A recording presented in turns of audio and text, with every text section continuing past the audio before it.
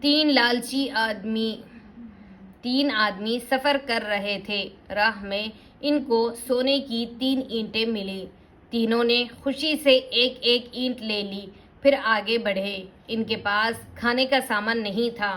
جب بھوک سے بے چین ہوئے تو آپس میں کہا کہ کہیں سے کھانے کا سامان منگوانا چاہیے۔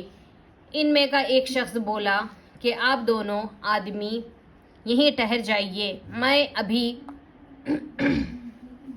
میں ابھی سامنے والے گاؤں سے کھانا خرید کر لاتا ہوں۔ دونوں نے یہ بات منظور کر لی اور وہیں رک گئے۔ پھر تیسرا آدمی کھانا لینے کے لیے گاؤں کی طرف چل پڑا۔ راستے میں اس کی نیت بدل گئی۔